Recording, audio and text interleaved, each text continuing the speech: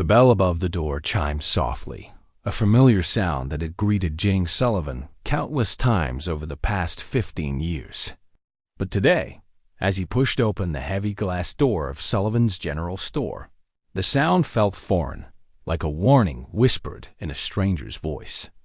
For the first time in his tenure as owner, James stepped into his own establishment not as the proud patriarch of a community hub, but as an intruder, cloaked in deception. His heart thudded beneath a threadbare gray hoodie, plucked deliberately. From the back of his closet, a stark contrast to the crisp button-downs and tailored slacks that usually defined him. A warm baseball cap, pulled low over his eyes, completed his transformation, casting a shadow across his face that mirrored the unease in his chest. The familiar scent of roasted coffee beans and fresh produce enveloped him, mingling with the faint tang of cleaning polish that lingered on the recently waxed floors. Normally, these smells brought comfort, a reminder of the empire he built from nothing. Today, they were a bitter reminder of what he stood to lose. The morning sun filtered through the large storefront windows, casting long, slanted beams across the neatly arranged aisles. A few early customers meandered through the store, their shopping carts squeaking faintly against the polished tiles. Everything appeared normal, just as it had for years, a bustling small-town general store, the heart of a tight-knit community. But James had learned, through sleepless nights and gut-wrenching discoveries, that appearances could be devastatingly deceptive. He shuffled forward, his sneakers scuffing softly against the floor, and adjusted the cap to shield his eyes. He was no longer James Sullivan, the respected owner who knew every customer by name and every employee's story by heart. Today, he was a ghost, slipping through his own domain to uncover a truth he wasn't sure he was ready to face. His fingers brushed the edge of a shelf stocked with canned goods, and he paused, pretending to inspect a label while his gaze darted toward the checkout counters. The weight of his decision to come here, in disguise, pressed against his ribs, a mix of determination and dread. He'd built this store from a single shelf of necessities in a space barely larger than a closet, through years of relentless work and an unshakable belief in his people. Now, that belief was crumbling, and he was here to find out why. The previous night had been a marathon of anguish. James had sat at his cluttered desk in the small office above the store, surrounded by spreadsheets, receipts, and half-empty coffee mugs. The numbers on his laptop screen danced before his tired eyes, telling a story that made his stomach churn. Sales volume was steady, robust even, with customers flocking to Sullivan's for everything from organic meats to household essentials. But the profits were vanishing, melting away like snow in a spring thaw.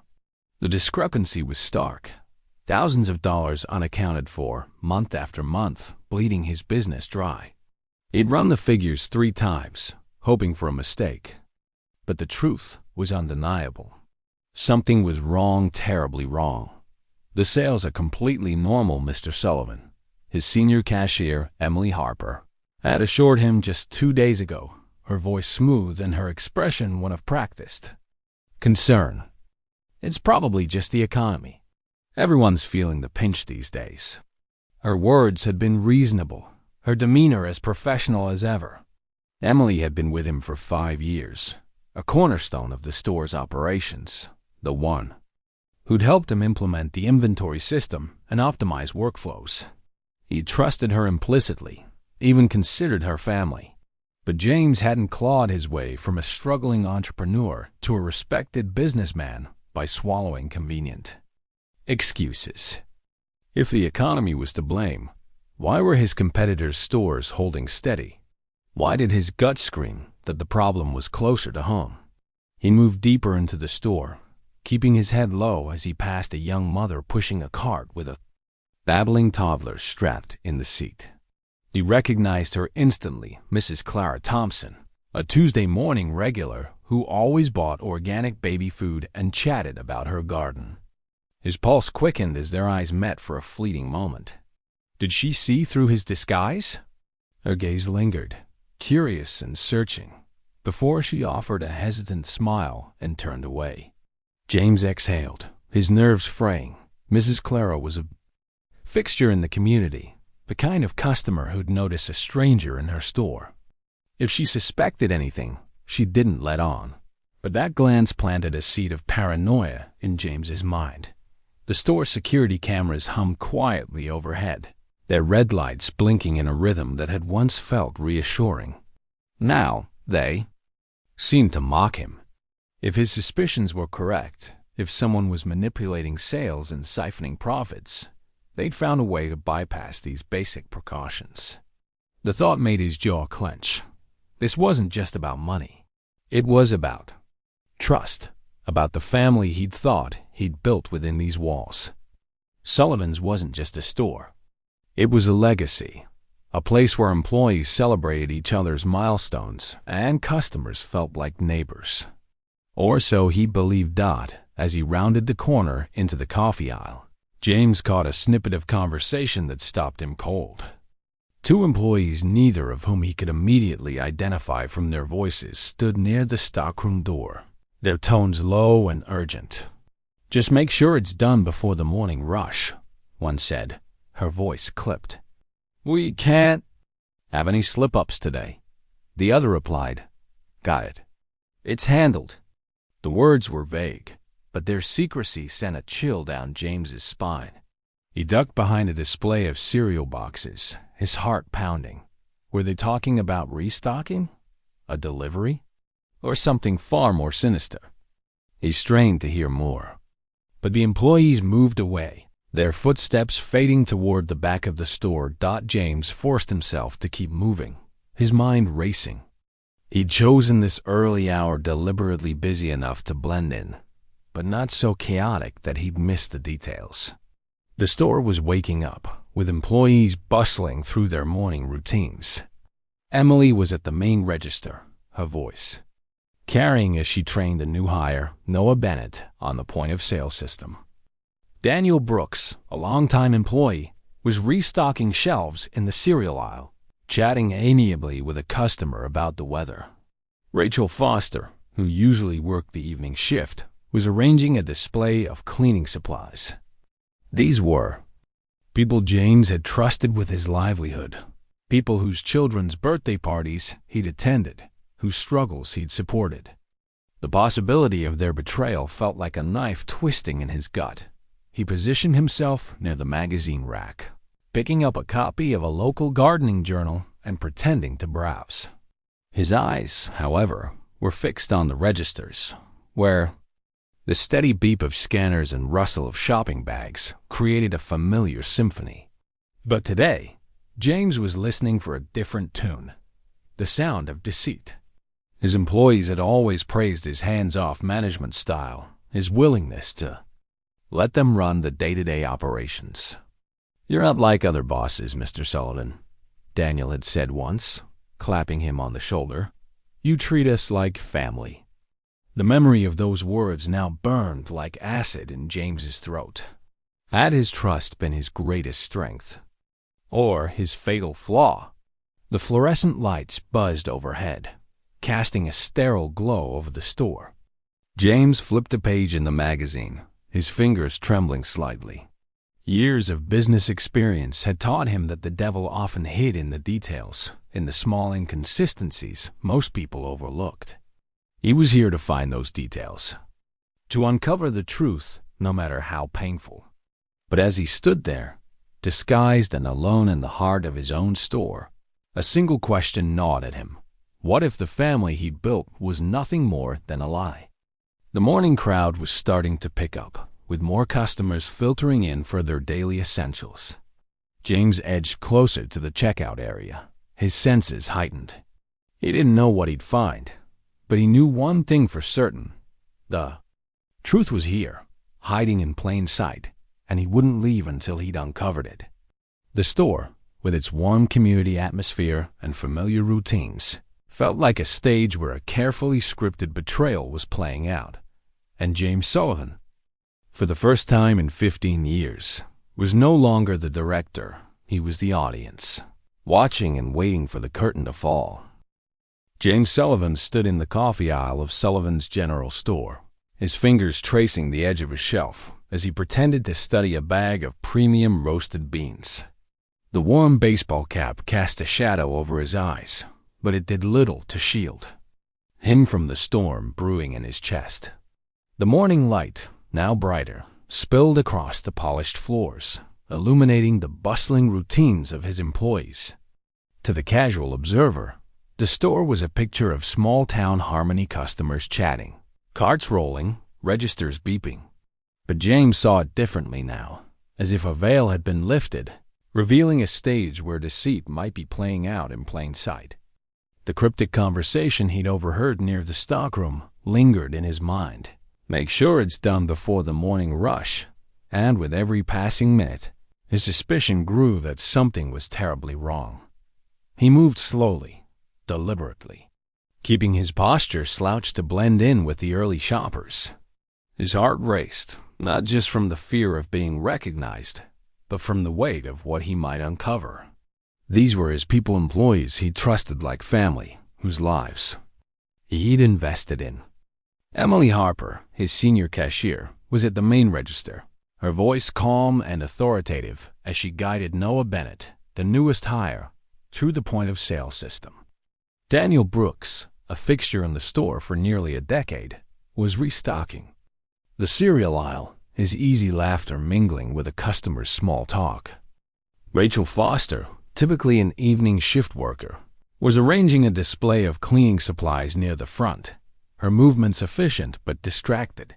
Each of them carried a piece of James's legacy, a trust he'd nurtured through years of shared triumphs and struggles.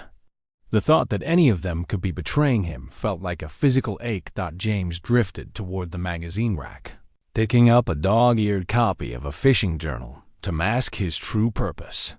His eyes, however, were locked on the registers, where the steady rhythm of transactions created a deceptively normal hum. He'd chosen this hour, 8:30 a.m., because it was the sweet spot, busy enough for him to go unnoticed, but not so chaotic that he'd miss the details. Details, he knew, were where the truth hid. Years of running a business had taught him to spot patterns, to sense when something was off. And something was off. The numbers didn't lie, profits were hemorrhaging. Despite steady sales, someone or something was bleeding his store dry, and he was determined to find out who. As he flipped a page in the magazine, his gaze settled on Daniel at Register 3. The man's red store vest was slightly wrinkled, but his demeanor was as polished as ever, his smile disarming as he scanned items for a customer. James knew Daniel's story better than most. He'd been there when Daniel's mother faced a medical emergency 2 years ago, quietly covering part of the hospital bill when insurance fell short. Daniel had called him the best boss a guy could ask for, his gratitude palpable. The memory stung now, a reminder of how personal this investigation felt.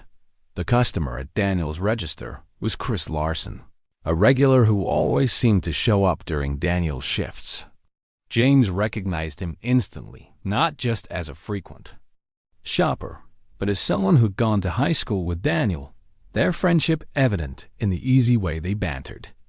Chris placed a small pile of high-end items on the counter, a bag of premium coffee beans, a pack of organic steak, and a bottle of eco-friendly detergent, some of the store's most profitable products.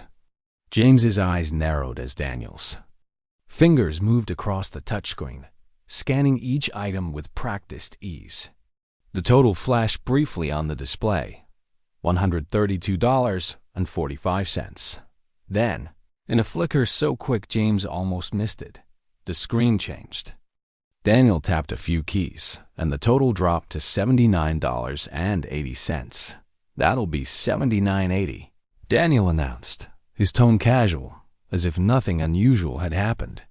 Chris grinned, pulling out his wallet with a knowing nod. Man, these inflation-proof? Prices keep me coming back.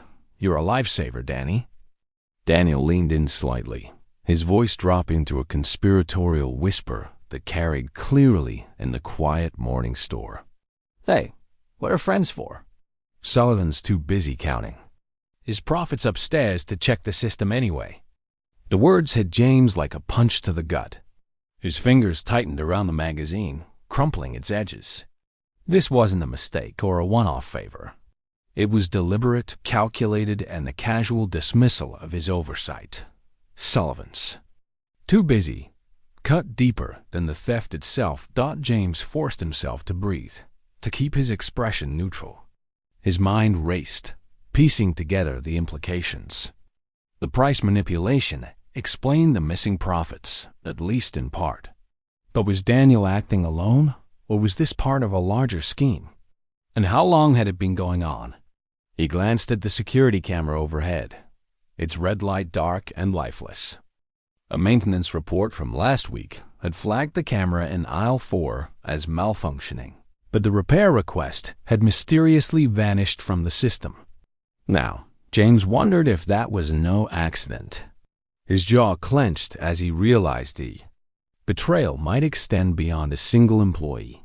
He shifted his position, moving closer to the candy display to keep Daniel's register in his peripheral vision. Another employee, Hannah Carter, a quiet but diligent worker who'd been with the store for 2 years, was restocking gum near the checkout. James caught her glancing at Daniel, her expression unreadable. Was it concern? Complicity? She adjusted. A pack of mints, her movements stiff, and for a moment, her eyes met James's. There was something in her gaze, urgency perhaps, or fear, that sent a shiver down his spine. Before he could process it, she looked away, hurrying toward the stockroom. James's paranoia spiked.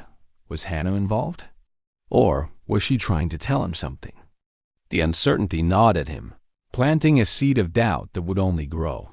The store was picking up now, with more customers filtering in, their carts laden with groceries and household goods. James moved to the next aisle, pretending to browse canned soups while his mind churned. Chris Larson's transaction wasn't just a theft. It was a symptom of something bigger. The items he bought, coffee, steak, detergent, were high-margin products, the kind that drove the store's profitability. If Daniel was giving discounts to friends, how many others were getting the same treatment? And how were they? Hiding it from the books? James's fingers itched to pull out his phone and check the system logs, but he resisted. Any unusual administrative access might tip off the culprits, and he needed to see more to understand the full scope of this betrayal.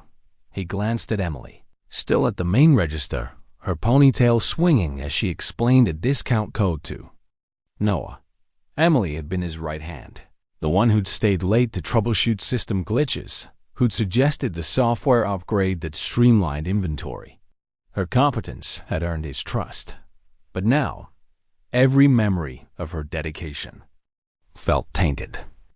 Was she aware of Daniel's actions? Or worse, was she orchestrating them? The thought was almost too painful to entertain, but James couldn't afford to ignore it. He'd trusted too blindly for too long, and that trust had become a liability. Another customer approached Daniel's register, an elderly man James didn't recognize. This transaction went through normally, with full prices charged and no suspicious keystrokes. The contrast was telling. Daniel was selective, careful to maintain a facade of legitimacy. James's stomach twisted as he realized the sophistication of the scheme. This wasn't impulsive theft. It was calculated, possibly coordinated. He needed to watch the other registers to see if the pattern repeated. But before he could move, Hannah reappeared, carrying a box of restock items. She paused, near Daniel's register, her eyes darting between him and the counter. For a split second, James thought she might say something, but she only set the box down and walked away, her shoulders tense. James's mind raced. Hannah's behavior was off, but he couldn't tell if it was guilt or something else. Had she been the one in that cryptic stockroom conversation? Or was she, like him, sensing something wrong. The misunderstanding clouded his judgment, making every interaction suspect. He moved toward the household goods aisle, his sneakers silent against the tiles. The store's warm, community atmosphere, once a source of pride, now felt like a mask, hiding a sinister truth. Every smile, every good morning, every efficient transaction had to be questioned. How much of Sullivan's general store was still his, and how much had been stolen not just in dollars, but in trust? He positioned himself near a display of dish soap, his eyes scanning the registers. The morning rush was in full swing, and James knew he had to stay sharp. Daniel's transaction with Chris was just the beginning, a crack in the foundation of his business. There was more to uncover, and he wouldn't stop until he'd exposed every fracture. The store, with its familiar routines and friendly chatter, was no longer a sanctuary. It was a puzzle, and James Sullivan was determined to solve it, no matter how much it hurt. James Sullivan lingered in the household goods aisle of Sullivan's general store, his fingers brushing against a bottle of dish soap as he fought to steady his racing heart. The morning rush was in full swing, the air thick with the hum of scanners, the rustle of shopping bags, and the cheerful banter of customers. But to James, every sound felt like a signal, every movement a potential clue. The discovery at Daniel Brooks's register manipulating prices for his old friend, Chris Larson, had cracked open a door to a betrayal James hadn't wanted to believe possible. The words Daniel had whispered, "Sullivan's too busy counting his profits," echoed in his mind, each syllable a fresh wound. Yet, as painful as that moment was, James knew it was only the beginning. The store, his sanctuary, was hiding something far darker, and he was determined to uncover it, no matter the cost. He adjusted the brim of his baseball cap, keeping his face shadowed as he moved toward the coffee aisle. The fluorescent lights buzzed overhead, casting a harsh glow that seemed to expose the cracks in his once unshakable trust. Daniel's actions suggested a scheme, but James needed to know its scope. Was it one rogue employee acting alone, or a network of deceit woven through the very fabric of his business? His eyes darted to the other registers, where Emily Harper continued training Noah Bennett, her voice steady and professional. Rachel Foster was now at register 2, scanning items for a customer with a practiced smile. Matthew Reed, the stockroom worker, emerged from the back, pushing a cart of canned goods. Each of them moved with the ease of routine, but James saw them differently now. Their familiarity tainted by suspicion, he positioned himself near a display of ground coffee, pretending to compare brands while keeping the registers in his peripheral vision. The scent of roasted beans was strong here, a reminder of the store's role as a community hub, a place where neighbors gathered not just to shop but to connect. That warmth had been James's pride, and now it felt like a facade, a stage for a performance he hadn't been invited to see. His gaze settled on Rachel's register, where Megan Walsh, the owner of a coffee shop 3 blocks away, approached with a basket brimming with premium baking supplies flour, vanilla extract, and organic cocoa, all high-margin items that drove the store's profits. James's stomach tightened. Megan was a regular, her cafe a local favorite, but her presence here, during Rachel's shift, felt too coincidental. Rachel scanned the items, her fingers moving swiftly across the touchscreen. The total flashed, $94.30. Then, just as James had seen with Daniel, the screen flickered. Rachel tapped a sequence of keys, and the total plummeted to $52.15. "That's $52.15, she said, her tone as casual as if she were commenting on the weather. Megan's face lit up with a knowing smile. "You're the best, Rachel. The other stores charge double for this stuff. I don't know how I'd keep the cafe running without you." Rachel leaned in, her voice low but clear in the relative. "Quiet of the aisle. Just keep bringing us those muffins, and mum's the word." The boss never checks the system anyway. The repetition of that phrase, "never checks," hit James like a slap. It wasn't just Daniel. This was coordinated, deliberate, and far-reaching. His hands trembled as he gripped the coffee bag, the plastic crinkling under his fingers. The betrayal wasn't isolated. It was systemic, a cancer spreading through his store. He forced himself to stay still, to keep his disguise intact, but his mind was racing. How many special customers were getting these discounts? How much had been stolen, not just in dollars, but in the trust he'd poured into his team? He glanced at the security camera above Rachel's register, its red light dark, just like the one in aisle 4. The pattern was undeniable: cameras conveniently malfunctioning during key shifts, maintenance requests vanishing into the ether. Someone with access, someone who knew the system inside and out, was orchestrating this. His gaze shifted to Emily at the main register. She was the linchpin of the store's operations, the one who'd helped him implement the inventory system, who'd stayed late to troubleshoot glitches, who'd suggested the software upgrade that promised efficiency. James had trusted her implicitly, even relied on her to keep the store running smoothly while he focused on the bigger picture. But now, every memory of her competence felt like a warning he'd ignored. He edged closer to the checkout area, positioning himself behind a candy display where he could hear without being seen. Emily was finishing her lesson with Noah, her tone patient but firm. "Always double-check the overrides, Noah. The system flags too many in a row." James's blood ran cold. Overrides. The word was innocuous in the context of training, but in light of what he'd just witnessed, it was a bombshell. Was Emily teaching Noah the legitimate protocols, or something far more sinister? Before he could process the thought, Daniel approached her register, his red vest slightly askew. "Busy morning," he said, leaning against the counter with casual familiarity. Emily nodded, her eyes scanning the store before she responded. "The usual crowd. Just make sure to space out the overrides. Too many in a row look suspicious in the system." Her voice dropped, but in the quiet of the coffee aisle, her words carried clearly to where James stood. The world seemed to tilt. Emily Harper, his most trusted employee, wasn't just aware of the scheme, she was directing it. The realization was a knife to the heart, sharper than Daniel's betrayal. James's mind flashed to the countless late nights they'd spent together, poring over system updates, her suggestions always practical, always forward-thinking. Now, those moments took on a sinister hue. Had she designed the system's vulnerabilities? Deliberately? Was her loyalty a lie from the start? His fists clenched involuntarily, his knuckles white against the coffee bag.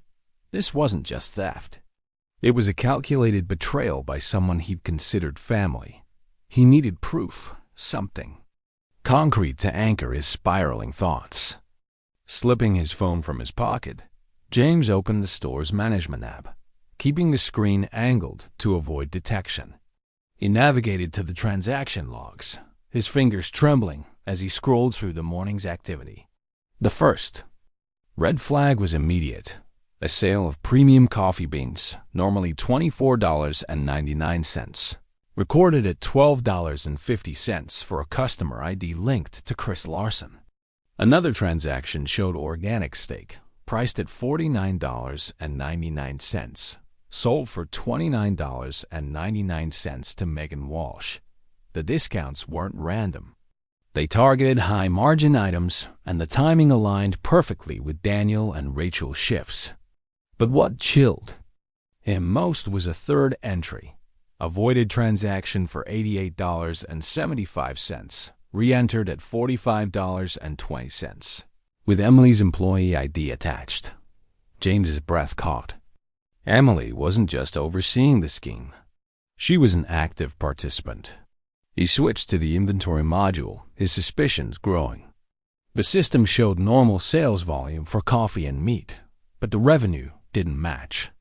A recent adjustment. caught his eye. 20 units of premium coffee marked as damaged just minutes ago. During Rachel's transaction with Megan, James had seen being scanned. There was nothing damaged about them except the hole they were burning in. His profits.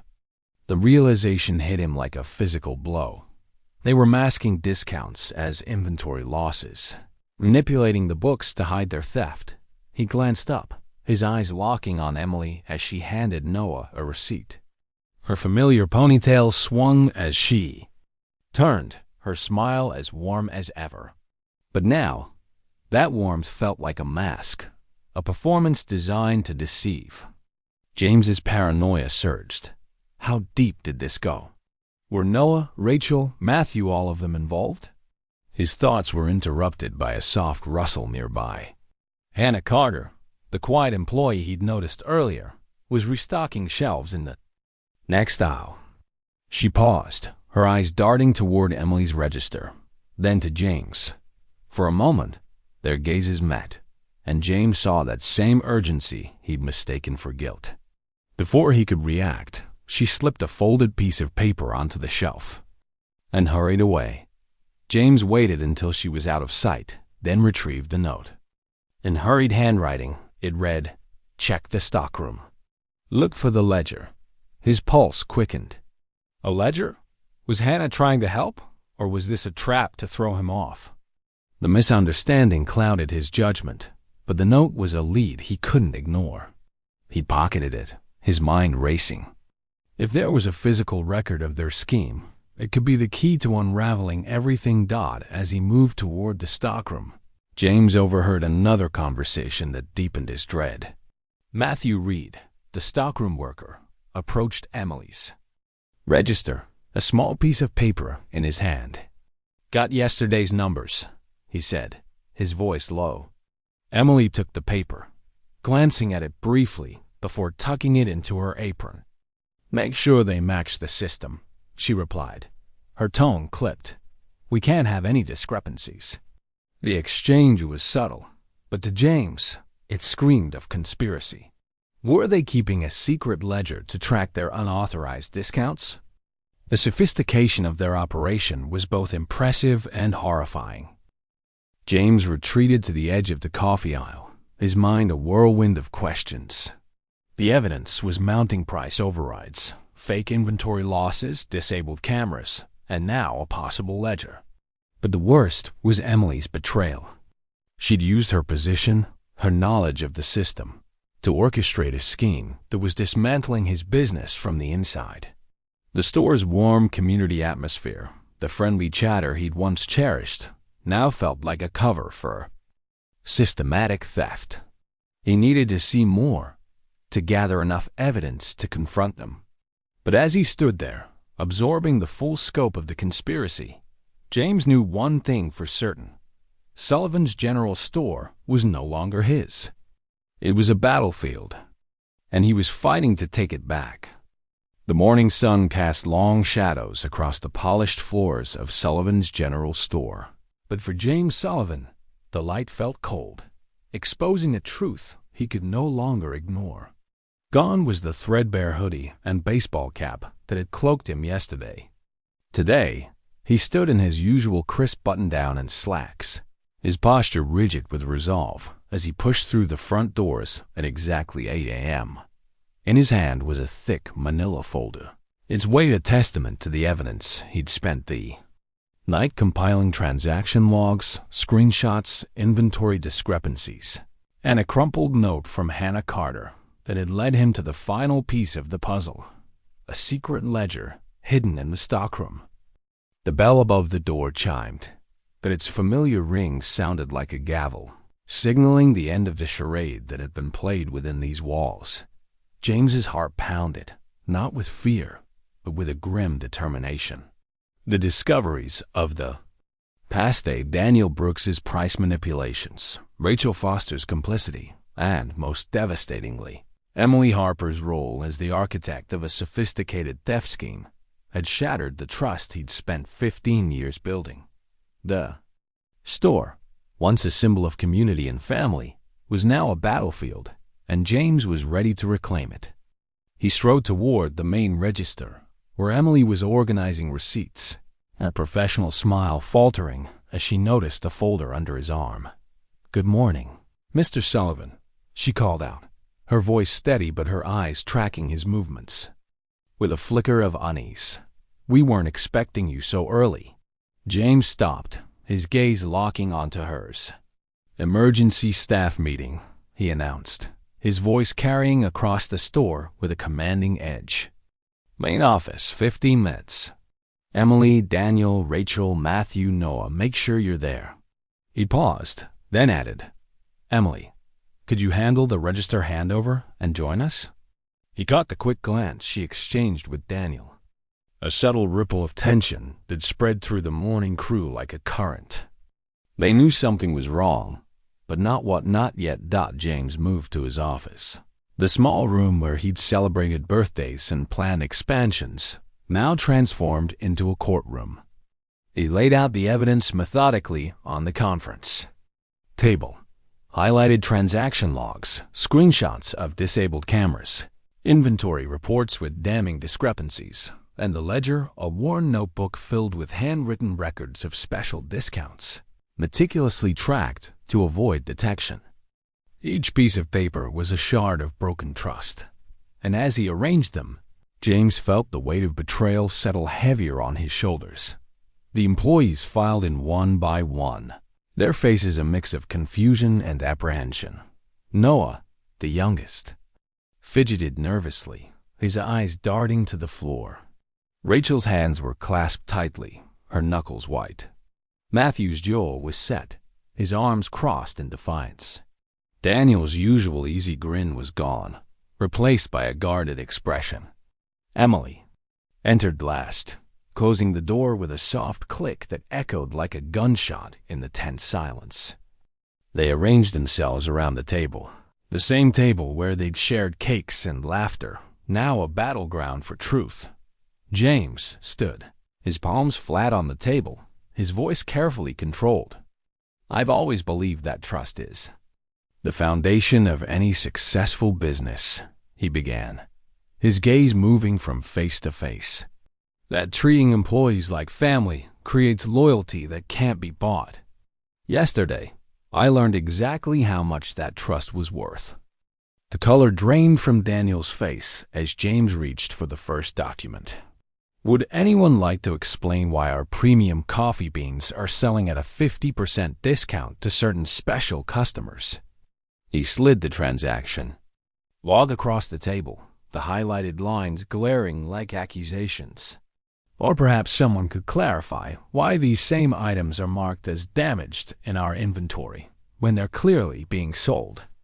Emily's professional mask slipped for a fraction of a second, her eyes widening as she recognized her own employee ID on the log. Rachel shifted uncomfortably, her gaze dropping. Matthew stared at the table, his silence deafening. Noah looked like he might be sick, his hands trembling. James continued, his voice growing harder. "For months, possibly longer, you've been running an organized theft operation in my store. Unauthorized discounts, manipulated inventory, coordinated schedule changes to avoid detection." He pulled out the ledger, its pages creased from use. "And this, your little black book of secrets, tracks every transaction you thought I'd never see." The room was suffocatingly quiet, the usual store sounds muffled as if the world outside had paused to witness this reckoning. James's eyes landed on Hannah, who stood near the door, her expression unreadable. He'd found the ledger exactly where her note had directed, in a locked drawer in the stockroom, hidden behind a stack of expired promotional flyers. But her role was still unclear. Was she an ally, or had she been part of the scheme, only to turn on her accomplices? The misunderstanding gnawed at him, but he pressed on. He turned to Emily, his voice heavy with disappointment. "You helped me design our security protocols, Emily. Was that to make them more effective, or to ensure they had the right vulnerabilities?" Emily's composure cracked, her lips parting as she struggled for words.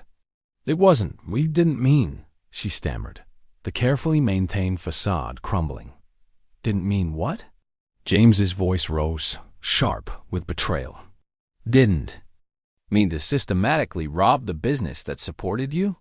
The same business that paid for your daughter's braces last year? He turned to Daniel. The same business that helped with your mother's medical bills? Daniel's face flushed, shame and defiance warring in his expression. We were just helping people out, he muttered. Times are tough, and these corporate prices. James cut him off, his voice like a whip. Don't justify this as some noble crusade. This isn't about helping people. It's about betrayal. He picked up another document, a screenshot of a disabled camera feed. The security malfunctions were clever, almost as clever as the monthly system purges that erased your tracks.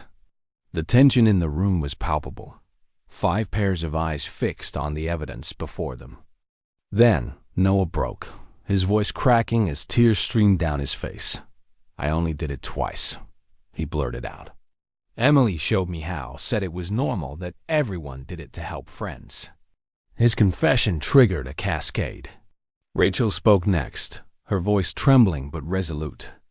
It started small, just discounts for customers who were struggling. Then it became easier, and the lines blurred. She looked at James, her eyes pleading. I never touched the inventory records, but I knew about them. I should have said something. James's gaze softened slightly, but he turned to Hannah, the note burning a hole in his memory. Hannah, you left me that note. Why? The room stilled, all eyes on her. Hannah's voice was steady, though her hands shook. I tried to warn you weeks ago, but Emily threatened to fire me if I talked. I found the ledger by accident while restocking. I couldn't stay quiet anymore. James's heart sank. He'd misjudged her, seen guilt where there was courage. I'm sorry, Hannah, he said, his voice raw. You did the right thing. The revelation shifted the room's dynamic, but Emily's voice cut through the silence, her tone desperate. We never saw it as stealing, she said, her professional demeanor gone. These were our neighbors, our friends. The prices kept going up, and we just wanted to help. She paused, then added quietly, but we went too far. Way too far. Daniel, however, doubled down. You're making millions while people can't afford groceries, he spat. We were evening the playing field. James's response was measured but firm. My profits go back into this community, into your salaries, into the emergency fund that helped your mother, Daniel. But that's not the point. You didn't just steal money. You stole trust. He pulled out several envelopes, his voice steady. I've made my decisions. They're not negotiable. He turned to Noah. You're young and were led astray.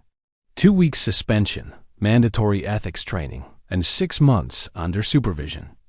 One more incident, and you're done. Noah's relief was palpable. Rachel, James continued, you knew better, but came clean. 1 month suspension, then probation.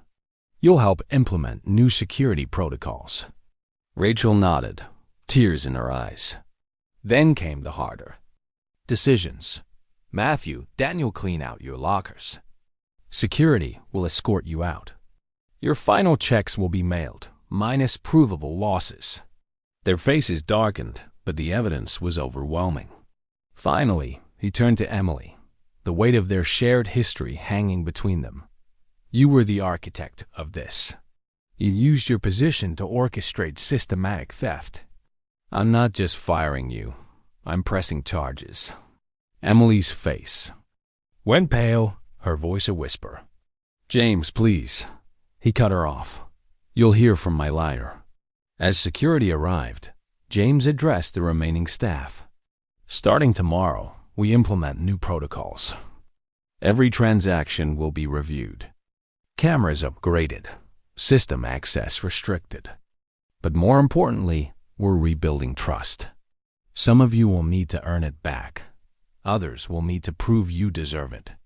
As the office cleared, James's eyes caught a figure outside the store, Chris Larson, pacing nervously, his phone pressed to his ear. The sight was a reminder that the fallout wasn't over. The store felt different now, its foundation shaken but not destroyed. James knew the real work rebuilding was just beginning. The office door clicked shut behind the last of the departing employees, leaving James Sullivan alone in the silence of his small sanctuary. The conference table, still strewn with the damning evidence of betrayal transaction logs, screenshots, and the worn ledger, felt like a graveyard of trust. The morning sun, now higher, streamed through the window, casting stark light across his desk, where the store's first dollar hung in its frame, a relic of simpler times. James sank into his chair, the weight of the confrontation pressing down on him like a physical force. He'd faced his employees, exposed their scheme, and made the hard calls, firing Emily Harper, Daniel Brooks, and Matthew Reed, suspending Noah Bennett and Rachel Foster, and, most painfully, acknowledging his own misjudgment of Hannah Carter. But the victory was hollow. Sullivan's general store was still standing, but its heart had been fractured, and James wasn't sure how to mend it. Outside, the store buzzed with the morning rush, but the atmosphere was different, charged with whispers and sidelong glances. Word of the confrontation had spread like wildfire among the remaining staff, their faces a mix of shock, shame, and uncertainty. James stepped onto the floor, his presence drawing eyes like a magnet. A young cashier fumbled a barcode, her hands trembling under his gaze. An older stalker hurried past, avoiding eye contact. Even the customers seemed to sense the shift, their usual chatter subdued. Mrs. Clara Thompson, the Tuesday regular who'd given James that curious glance yesterday, approached him near the produce aisle. "I heard what happened," she said, her voice soft but firm. "I knew something was off with those discounts. You did right, James, but it won't be easy." Her words were a small comfort, a reminder that the community still valued the store, but they couldn't erase the sting of betrayal. James nodded, forcing a tight smile. "Thank you, Clara. We'll get through this."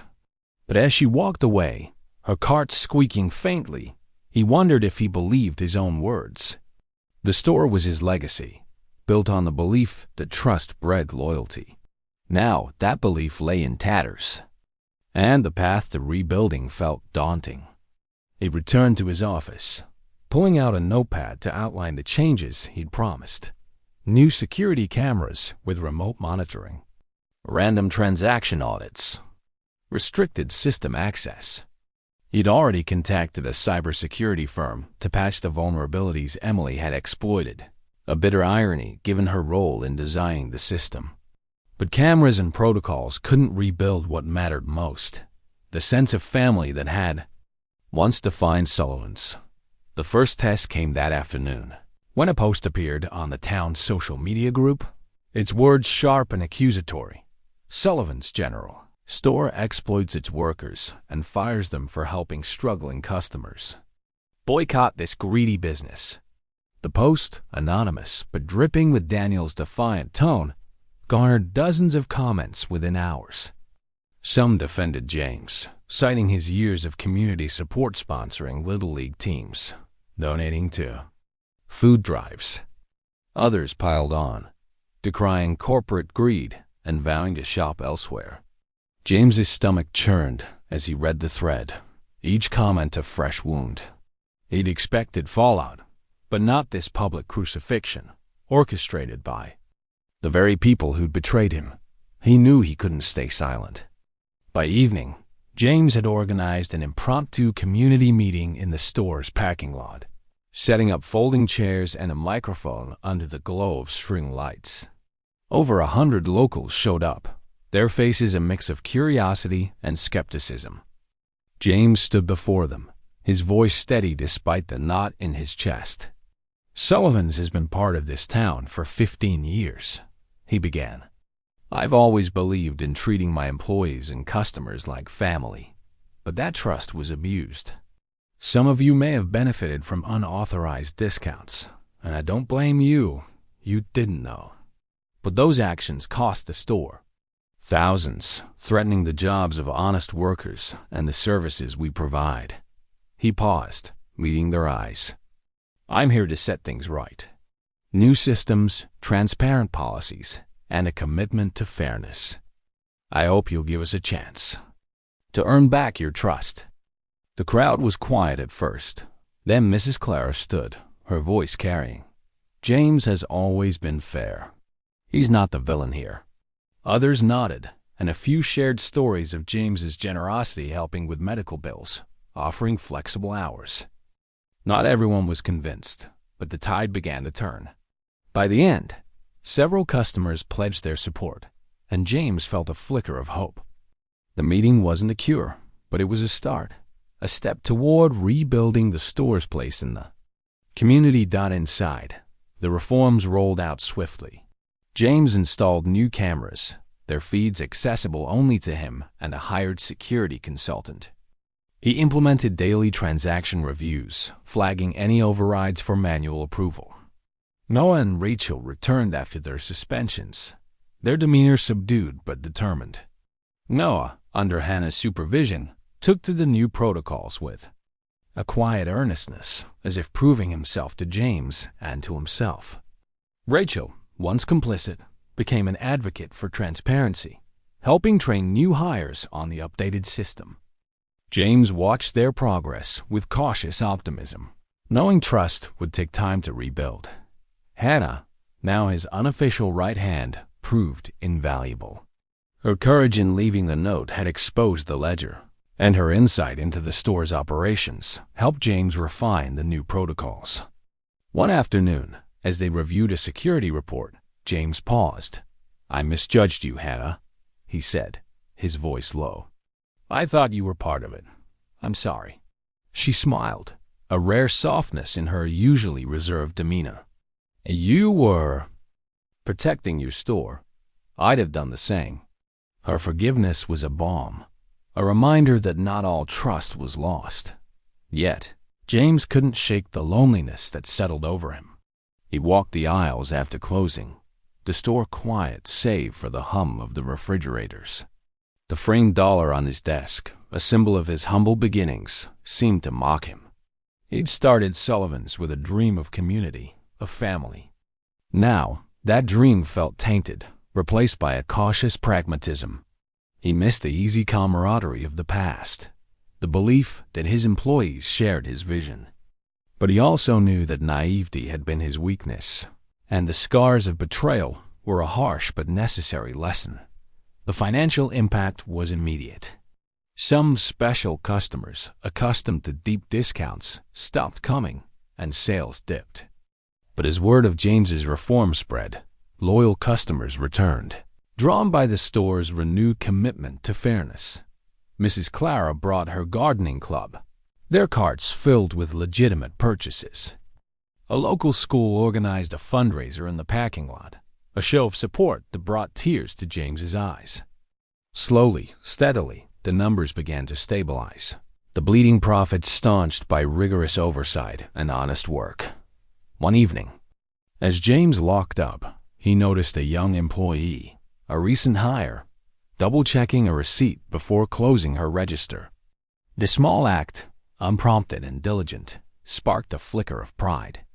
The store was changing, its culture shifting from the false family that had enabled betrayal to something more honest, more accountable. It wasn't the same, and perhaps it never would be, but it was enough to keep going. James stood outside, the cool night air brushing his face as he looked at the stores. Sign: Sullivan's General Store. It had weathered the storm, but not without scars. He thought of Emily, now facing legal consequences, and Daniel, whose bitterness had poisoned the community's perception. Their actions had hurt, but they'd also forced James to grow, to balance trust with vigilance. The store was his again, not just in name, but in spirit, a place where integrity, not blind faith, would define its future. As he turned to leave, James knew the road ahead would be long. Rebuilding trust was harder than building a business, but he was ready for the challenge. The store's pulse, faint but steady, beat in the rhythm of honest transactions and loyal customers. It was a start, and for now, that was enough.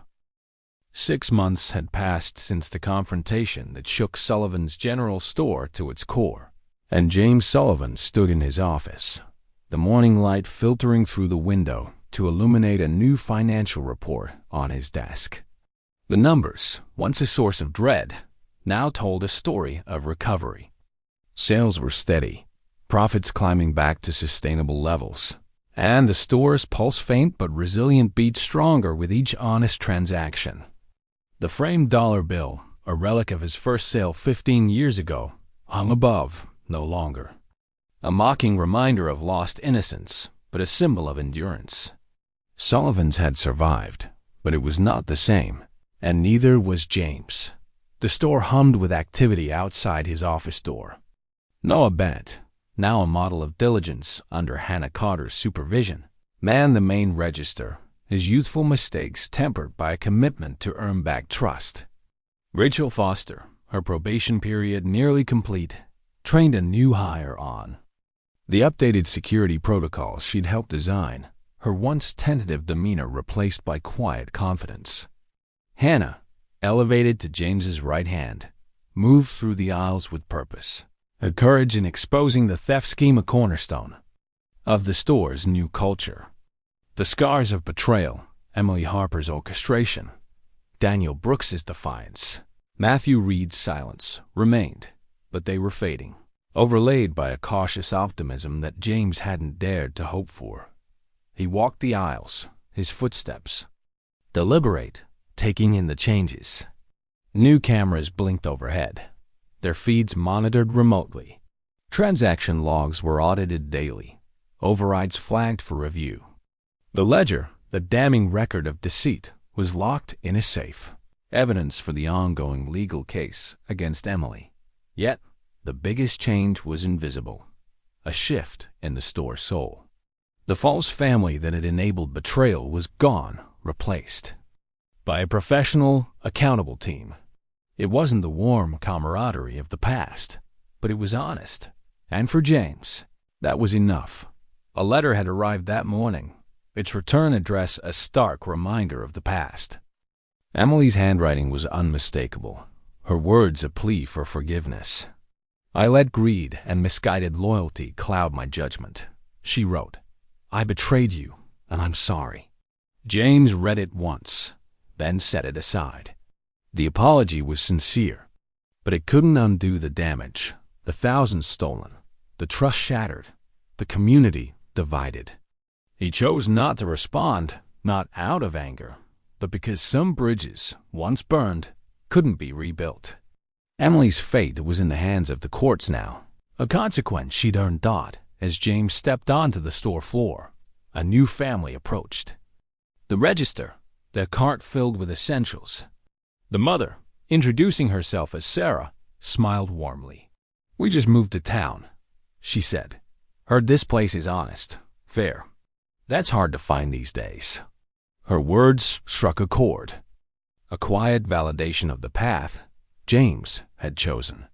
He nodded, his throat tight. "Welcome to Sullivan's. We're glad you're here." The interaction, brief but genuine, was a glimpse of the future, a store not defined by its past betrayals, but by its commitment to integrity. Standing before the store's front windows, James looked out at the community he'd served for over a decade.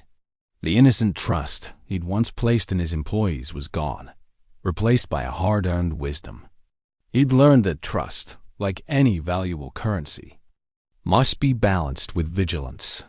The betrayal had been a brutal teacher, revealing that even those closest could wound the deepest. Yet, it had also shown him resilience, his own, his staff's, and the community's. Sullivan's was thriving again, not because it was perfect, but because it was honest, a place where loyalty was earned, not assumed. He turned to the store's sign, weathered but proud, Sullivan's General Store. A new plaque hung beneath it, engraved with a simple promise, built on trust. The words were both a declaration and a challenge, a reminder that trust was a living thing, requiring constant care. James knew the journey wasn't over. Rebuilding a community, a family, would take years, perhaps a lifetime. But as he watched customers move through the aisles, their carts squeaking faintly, he felt ready to face it, armed with a clarity born of loss and renewal. This story of Sullivan's General Store is more than a tale of betrayal and recovery. It's a deeply human exploration of trust, accountability, and the fragile bonds that hold communities together. James Sullivan's journey reflects the universal struggle to balance faith in others with the need for vigilance, a lesson that resonates far beyond the walls of a small-town store. The humanism lies in the complexity of the characters: Emily's misguided loyalty, Noah's redemption, Hannah's quiet courage, and James's evolution from naivety to wisdom. Each choice, whether to betray or to rebuild, reveals the messy, imperfect nature of human relationships. The story teaches us that trust is a double-edged sword, a gift that builds connection, but a vulnerability that demands care. James's mistake was not in trusting, but in trusting blindly, assuming loyalty without scrutiny. Yet, his response confronting betrayal, reforming systems, and opening his heart to cautious hope shows that growth is possible, even through pain. For readers, the lesson is clear. Nurture trust, but protect it with accountability. In business, in relationships, in life, true loyalty is proven through actions, not promises. If this story of trust, betrayal, and redemption moved you, there's more to discover.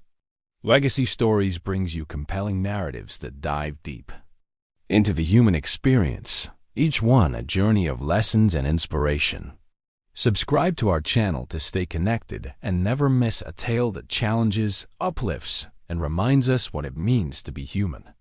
Click the button, join our community, and let's explore the stories that shape our world together.